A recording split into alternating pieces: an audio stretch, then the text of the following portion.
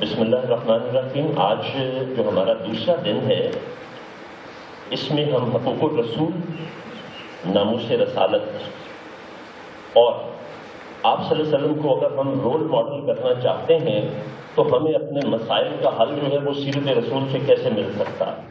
یہ بہت زیادہ چیزیں ہیں، بڑی سنجیدہ چیزیں ہیں، لیکن میں کوشش کروں گا کہ آسان الفاظ میں اور انداز میں آپ کے سامنے رکھ سکوں۔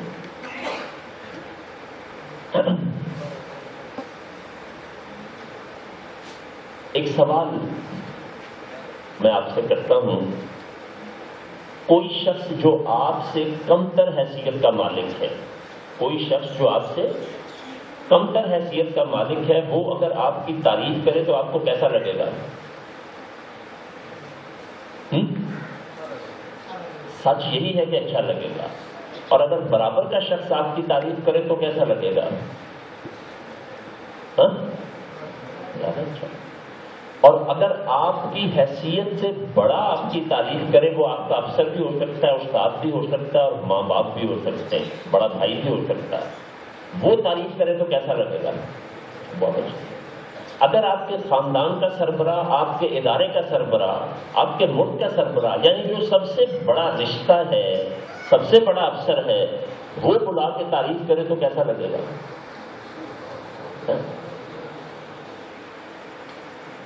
اور اگر وہ صاف قسم بھی کھا لے پھر تو کچھ شک نہیں رہنا چاہیے نا۔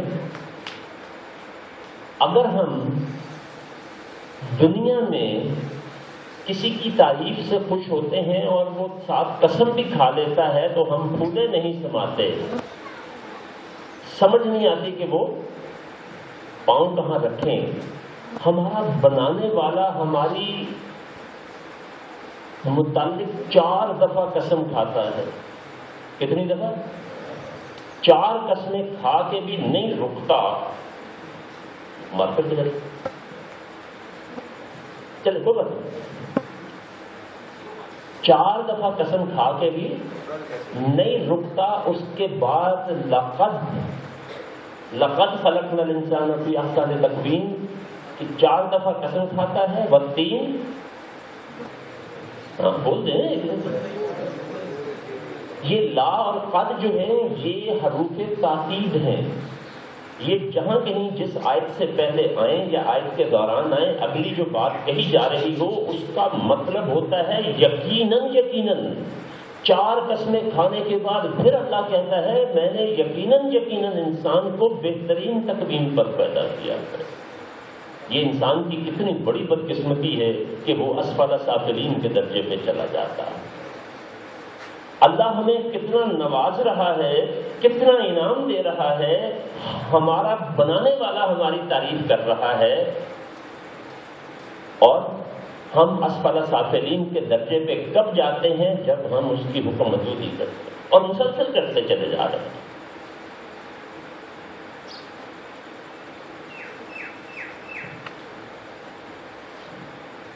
یہ پہلا لمحہ فکریہ ہے، یہ بغاوت ہے۔ میں ڈرا نہیں رہا، آپ کو حقیقت بتا رہا ہوں۔ دیکھیے ایک آدمی جو ہے نا وہ قانون توڑتا ہے، وہ کیا کرتا ہے؟ قانون توڑتا ہے۔ چوری کرنا منع ہے، وہ چوری کرتا ہے۔ اس طرف سے گزرنا، گاڑی کا گزارنا منع ہے، یا موٹر سائیکل کا یا ریڑھی کا جانا منع ہے۔ یہ کیا ہے؟ وہ ادھر چلا جاتا ہے۔ جب وہ پکڑا جاتا ہے تو وہ معافی مانگنے پہ معاف بھی کیا جا سکتا ہے، اور جرمانہ بھی ہو سکتا ہے، سزا بھی ہو سکتی ہے۔ لیکن وہ شخص جو کہے کہ میں قانون کو مانتا ہی نہیں ہوں، اس کو باغی کہتے ہیں، اور بغاوت کی سزا صرف موت ہوتی ہے۔ ہم انجانے میں بغاوت پر اتر آئے ہیں، ہمیں اس کا اندازہ ہی نہیں ہوا۔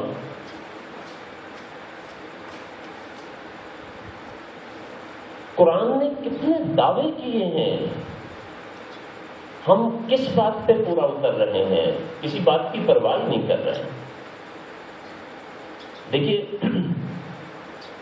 ایک ڈاکٹر ہے، اس کے پاس ہم جاتے ہیں وہ تشخیص جب کر لیتا ہے تو پھر وہ کہتا ہے کہ یہ آپ ایسا کریں کہ یہ نسخہ لے لیں، یہ دوائی اس کو اب دیں، یہ 2 گھنٹے بعد دیں، یہ میں نے ٹیکا لگایا ہے، اب میں ڈرپ لگاؤں گا اور شام 6 بجے تک اس کا بخار اتر جائے گا۔ اس دوران آپ نے یہ احتیاط کرنی ہے، اور جب بخار اتر جائے تو پھر یہ والی دوائی دینی ہے۔ یہ کیا ہے؟ ڈاکٹر کا دعویٰ ہے، دعوے کے نتیجے میں عمل ہوتا ہے،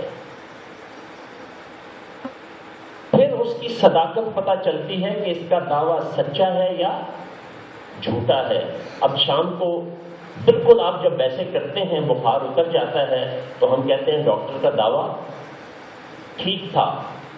تو اللہ جل شانہ قرآن میں جگہ جگہ دعوے کر رہا ہے، اس کے دعوے کی صداقت آپ کو تبھی پتہ چلے گی جب آپ اس پر عمل کریں گے۔ اللہ کہتا ہے غم نہ کرو، تم ہی جو ہے وہ غالب آؤ گے اگر تم مومن ہو۔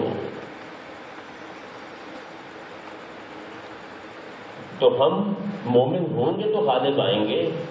مومن کی صفات میں سے کون سی صفت ہے جس پر ہم پورا اتر رہے ہیں یا اس کے مطابق کام کر رہے ہیں؟ تو جو مومن کی صفات ہیں وہ حقوق و فرائض کی ادائیگی ہے۔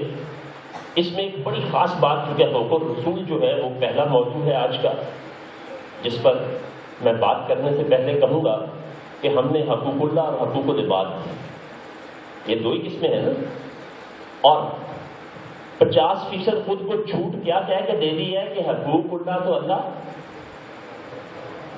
وہ بندیاں دے حقوق کے خیال کرو، اللہ بڑا بے نیاز ہے، اپنے حقوق تو وہ، تو ہم نے کیا کیا کہ 50% 50% اپنے آپ کو رعایت خود ہی دے دی ہے۔ ایسا کیا ہوا کہ نہیں کیا ہوا؟ کبھی اذان سنی ہے دھیان سے؟ جب نماز کے لیے بلایا جاتا ہے تو پہلے کیا کہا جاتا ہے؟ حیا علی الصلاۃ، پھر کہا جاتا ہے، ایک تو اس پہ غور کیجئے گا، ایک آپ بچپن سے کیا سنتے آ رہے ہیں کہ سب سے پہلا سوال نماز پر ہوگا۔ تو نماز بندے کا حق ہے کہ اللہ کا حق ہے؟ تو اللہ کے حقوق کو اتنا عام مت سمجھیں۔ بندے کے حقوق ادا نہیں کرتے ہیں، لیکن جب بحث کی باری آتی ہے یا علم کی بات آتی ہے تو اس وقت کہتے ہیں اللہ بڑا بے نیاز ہے، بندے نے حقوق کی پرواہ کرو، وہ غلطی نہ ہوئی، وہ معاف کرے گا تو معاف ہوں گے۔ اور پھر ہم بندوں کے حقوق میں ہر وہ زیادتی کرتے ہیں جو ہم سے ممکن ہوتی ہے۔ حقوق الرسول ہم نے کبھی نہیں سوچا۔ میں نے بے شمار لوگوں سے پوچھا تو کچھ لوگوں نے میری طرف دھیان سے دیکھا، یعنی ان کو ایک جھٹکا سا لگا کہ یار یہ چیز تو کبھی بھی نہیں سوچی ہے، کیونکہ ہم سوچتے نہیں ہیں۔ ہمارے رکشے، ٹیکسیوں، ویگنوں کے پیچھے لکھا ہوتا ہے سوچی پیادے بندہ کر۔ عقل ہوئے تھے سوچیں ہی سوچیں، عقل نہ ہوئے تھے موجیں ہی موجیں۔ تو ہم چونکہ موجیں کرنے والے لوگ ہیں تو اس لیے ہم نہیں سوچتے۔ اس سوال کا بھی عملی جواب آپ کو کل ملے گا۔ آپ دیکھ رہے ہیں کہ میں آپ کے اندر تجسس کتنا پیدا کر رہا ہوں کل سے۔ تو جناب رسول کے حقوق ہیں اور ان کی ادائیگی فرض عین ہے، ان کے بغیر ہمارا ایمان مکمل نہیں ہوتا اور ہمیں پتہ ہی نہیں۔ جو ہمارے ملک میں رائج قانون ہے نا، رومن لا کہتے ہیں اسے، وہ کہتے ہیں اگنورنس ہیز نو ایکسکیوز۔ آپ ون ڈے کہیں جانا ہے تو آپ وہاں سے آ رہے ہیں، خلاف ورزی کہتے ہیں کہ آپ کہیں مجھے پتہ نہیں تھا جناب، میں یہاں آپ کے شہر میں پہلی دفعہ آیا ہوں، تو قانون کے تحت اس کی معافی نہیں ہے جو آپ کے ملک کا قانون ہے۔ یہ آپ کا فرض ہے کہ آپ قانون کو جانیں۔ اس طرح ہم نے زندگی میں ایک بار بھی نہیں سوچا کہ وہ ہستی جو رحمت للعالمین ہیں اور دنیا میں آئے ہیں تو امت کی فکر ہے، دنیا سے جا رہے ہیں تو امت کی فکر ہے، اس کا کوئی حق ہی نہیں ہے ہم کو۔ تو آج سب سے پہلے بات اس کی ہوگی۔ اچھا، کل جیسے میں نے آپ کو رسول کا بتایا تھا، اس طرح نبی بھی جو ہے نا نبا سے ہے، خبر دینا۔ خبر دینا، جو آپ کو خبر دے وہ نبی ہے۔ قاصد تو ہوتا ہے نا، کوئی پیغام بھی لا سکتا ہے، کوئی چیز بھی لا سکتا ہے، آپ کو پارسل پکڑا دیا اس نے، اس میں کتابیں بھی ہو سکتی ہیں، کوئی کھانے پینے کی چیز بھی ہو سکتی ہے۔ تو نبی کا جو اصطلاحی معنی ہے عربی میں وہ ہوتے ہیں اچھی اور مفید خبر دینے والا، اچھی اور جو آپ کے تسلسل کے ساتھ کام آئے. مطلب میں آپ کو خبر دیتا ہوں جی بہت اچھا کھانا تیار ہے، آئیں کھا لیں، کیونکہ آپ کو بہت بھوک لگی ہوئی ہے. یہ بھی اچھی خبر ہے اور مفید خبر ہے. لیکن ایک میں آپ کو کہتا ہوں کہ جی آپ کی نوکری کا بندوبست ہو گیا ہے، آپ ریٹائرمنٹ تک آپ کو کوئی نہیں نکالے گا، آپ کے اور آپ کے بیوی بچوں کا رزق اللہ تعالیٰ نے یہاں سے لگا دیا. اس میں دونوں اچھی اور مفید خبریں ہیں، لیکن دوسری جو ہے وہ زیادہ اہم ہے کہ اس میں ایک تسلسل ہے اور عزت والے طریقے سے ہے. تو اصطلاحی معنوں میں نبی کا یہ مطلب ہوتا ہے. تو نبی کے حقوق میں جو سب سے پہلی چیز ہے وہ ایمان ہے اس پر. آپ کو میں بڑی عجیب بات بتاؤں، ہم مشرک کہہ دیتے ہیں نا کسی کو، کیا کہتے ہیں؟ اور کہتے ہیں شرک اللہ کو سب معاف کر دے گا، اللہ شرک کو معاف نہیں کرے گا. یہ ہم زیادہ آگے چلے جاتے ہیں، پہلے بنیاد پہ واپس آئیں. شریک کس کا ہم بناتے ہیں؟ جس کا وجود تسلیم کرتے ہیں. میرا شریک آپ کسی کو تب ٹھہرائیں گے جب مجھے مانیں گے کہ یہ پروفیسر ہے، یہ ایک مذہبی اسکالر ہے، یا یہ فلاں ادارے سے تعلق رکھتا ہے اور یہ اس کے مقابلے میں ہے، یا یہ بھی وہی کر سکتا ہے جو پروفیسر کرتا ہے. تو میرا شریک بنانے سے پہلے آپ کو میرا وجود تسلیم کرنا ہوگا. تو مشرکین مکہ جو ہے وہ آپ اللہ جل شانہ کو تسلیم کرتے تھے. اس کے 2-3 باتیں. آپ صلی اللہ علیہ وسلم کے والد کا نام کیا تھا؟ اللہ کو مانتے تھے تو اللہ کا بندہ تھا نا. اور حضرت عبد المطلب کی وہ تاریخی دعا، چونکہ سیرت کی یہ باقاعدہ کلاس نہیں ہے، ورنہ میں وہ پوری دعا آپ کو سناؤں تو آپ کو پتہ چلے کہ اللہ پہ ان کا ایمان کی حالت کیا تھی.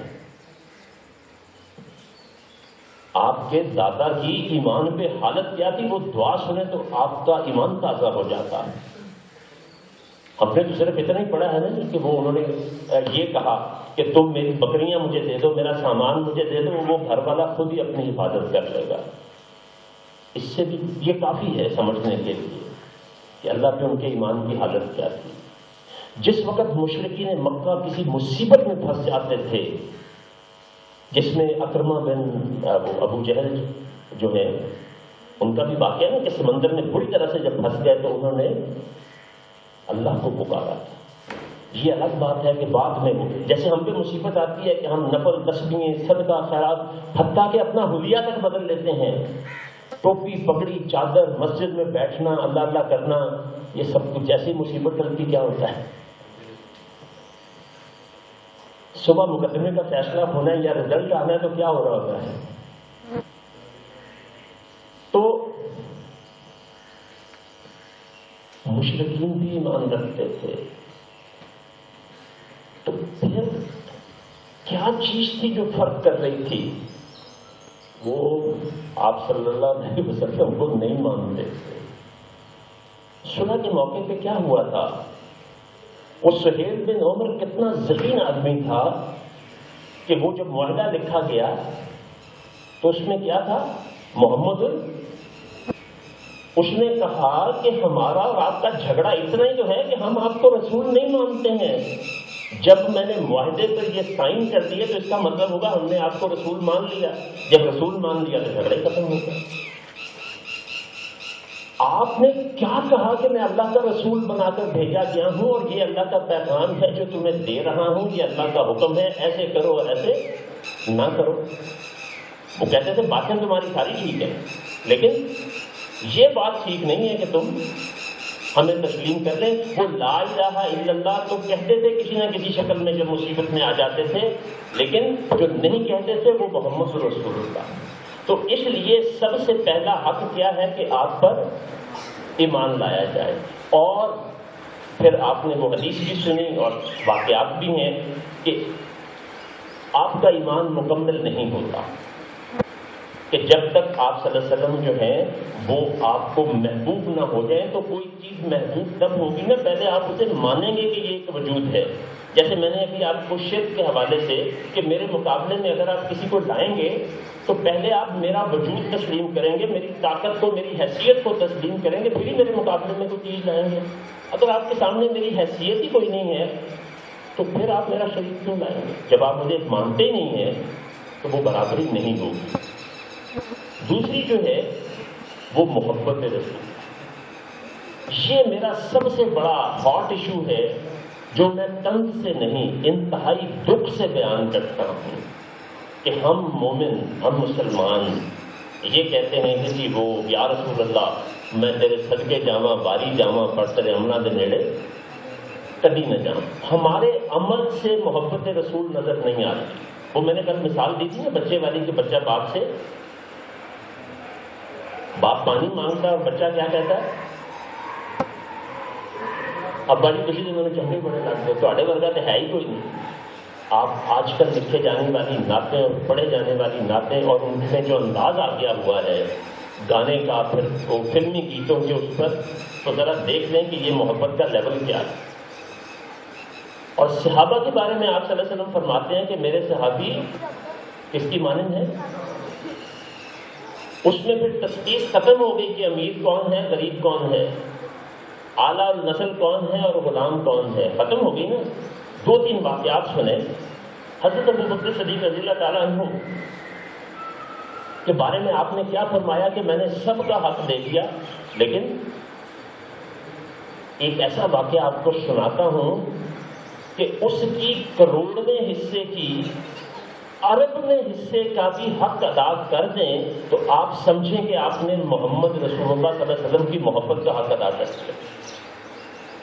ایک دن آپ نے فجر کی نماز ادا کرنی ہے اور آپ گھر سے باہر نکلتے ہیں وضو کرنے کے لیے کیونکہ حضرت فاطمہ سوئی گئی ہیں. آپ صلی اللہ علیہ وسلم نے اٹھایا تو وہ نہیں اٹھی. بڑے غور سے سنیں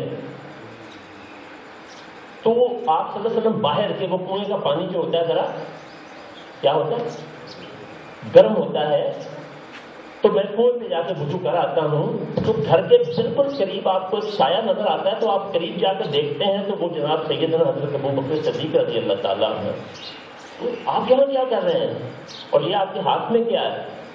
آپ نے فرمایا یا رسول اللہ یہ گرم پانی ہے جو میں آپ کے وضو کے لیے لایا. صدیق ہیں, ذہن میں رکھیے گا, ایک سچا انسان ہے جس کو آپ نے صدیق کا لقب دیا. اس لیے جھوٹ کا تصور نہ لائیے گا ورنہ میری بات بیکار ہو جائے گی. تو آپ نے فرمایا کہ تمہیں کیسے پتا کہ مجھے وضو کے پانی کی ضرورت ہے اور وہ بھی گرم پانی کی ضرورت ہے؟ انہوں نے فرمایا یا رسول اللہ جب یہاں آئے تھے نا تو میں نے یہ سوچا کہ فاطمہ بیٹی نوجوان ہے اور نوجوان بچوں کی نیند کیا ہوتی ہے, یہ بہت اہم بات ہے یہاں سے سننے والی کہ نوجوان بچوں کی نیند بہت گہری ہوتی ہے اور ممکن ہے کہ آپ آواز دیں اٹھائیں اور وہ نہ اٹھے اور میرے نبی کو ٹھنڈے پانی سے وضو کی زحمت کرنی پڑے. یہ مجھے گوارا نہیں, جس سے میرے نبی کو تکلیف ہوگی. تو اس لیے یا رسول اللہ میں اس دن سے لے کے آج تک گرم پانی لے کے ہر روز یہاں کھڑا ہوتا ہوں. وہ کسی کو دکھانے کے لیے کھڑا ہوتے تھے. اس دن بھی حضرت فاطمہ اٹھ جاتی تو یہ بات حضور کو پتا نہ چلتی. مرد حضرات اور جو خواتین بیٹھی ہیں وہ بھی ذرا حب رسول کا واقعہ سنیں کہ عورتوں کی محبت, صحابیات کی محبت جو ہے اس کا عملی درجہ خدا کے لیے عمل کو ذہن میں لائے. یہ واری صدقے کا کوئی فائدہ نہیں ہے. یہ میں اپنی ذمہ داری پہ کہہ رہا ہوں, غلط کہہ رہا ہوں تو اللہ تعالیٰ معاف کرے, لیکن میں اپنی اس اللہ جل شانہ کے دیے ہوئے علم اور عقل کی بنیاد پہ کہہ رہا ہوں کہ صرف واری صدقے جانا جو ہے یہ حب رسول کا حق ادا نہیں کرتا. شاید ہم 22 ورثہ ایک غلطی کے مرتکب ہوتے ہیں. غزوہ احد کا موقع ہے اور کیا ہوتا ہے کہ جو 5-6 صحابہ کرام آپ صلی اللہ علیہ وآلہ وسلم کی حفاظت پر حصار کے موجود ہیں وہ سارے کے سارے شہید ہو جاتے ہیں. وہ اس وقت ایک بہت جنگجو قریش کا مشرکین کا وہ آگے بڑھتا ہے، کہتا ہے آج میں یہ کام تمام کر دوں گا اور سارے مسئلوں کی جڑ ختم ہو جائے گی، کیونکہ کوئی آپ صلی اللہ علیہ وسلم کے سامنے نہیں ہے۔ اس وقت وہ جب حملہ کرتا ہے اپنی تلوار سے تو جو سامنے آتا ہے وہ ایک خاتون ہے جنہوں نے زرہ نہیں پہنی ہوئی ہے، ہوتی نہیں تھی ان بیچاروں کے پاس، تو ان میں مارا رضی اللہ تعالیٰ، وہ اس وار کو اپنے اوپر لیتی ہیں اور پھر اس کے بعد جتنا بڑھ کے وہ اس پہ وار کرتی ہیں اور جس طرح وہ تڑپ کے پیچھے ہٹتا ہے، حالانکہ اس نے زرہ پہنی ہوئی ہے لوہے کی، پھر وہ اتنا کاری وار تھا، اس عظیم صحابیہ تھا کہ اس کو دوبارہ جرأت نہیں ہوئی کہ آپ صلی اللہ علیہ وسلم پر حملہ کرے۔ اس سے بھی زیادہ بڑا واقعہ کہ ایک صحابیہ کو، ان کا نام شاید ام سلیم تھا، ان کو خبر ملی کہ آپ صلی اللہ علیہ وسلم شہید ہو گئے۔ وہ دیوانہ وار گھر سے بھاگتی ہیں، نہ پاؤں کے جوتوں کا خیال ہے، نہ سر کے آنچل کا خیال ہے۔ تو کوئی اس کو ملتا ہے، وہ کہتا ہے کہ تمہارا باپ شہید ہو گیا۔ وہ پوچھتی ہے آپ صلی اللہ علیہ وآلہ وسلم کیسے ہیں؟ پھر آگے بڑھتی ہے، تمہارا بچہ شہید ہو گیا، تمہارا بھائی شہید ہو گیا، تمہارا شوہر شہید ہو گیا۔ یہ کتنے قیمتی رشتے ہوتے ہیں ایک عورت کے لیے، یہ عورت جان سکتی ہے، شاید ہم مرد اس حوالے سے اس کو اس شدت میں جا کے نہیں جان سکتے جو عورت سمجھ سکتی ہے۔ اور ہر دفعہ اس کا ایک ہی جواب ہے، جب اس کو جواب ملتا ہے کہ آپ صلی اللہ علیہ وآلہ وسلم ماشاءاللہ باخیریت ہیں، تو اس وقت اس کو سکون آتا ہے، وہ دوڑتی ہوئی بار رفتگی کے عالم سے رک جاتی ہے۔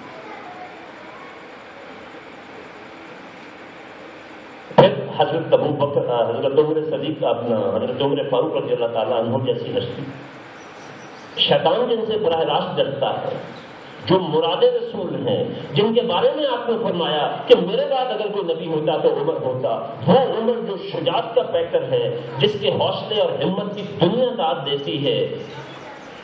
آپ صلی اللہ علیہ وسلم کی جب وصال ہوتا ہے تو ان کے ذہن پہ جتنا دکھ ہوتا ہے، جتنی محبت ہے، وہ تلوار نکال لیتے ہیں کہ وہ ماننے کے لیے تیار نہیں ہو گئے۔ تو حضرات، یہ عملی محبت ہے۔ آج ہم عملی محبت کیسے کریں کہ جب وہ ہمارے درمیان موجود نہیں ہیں؟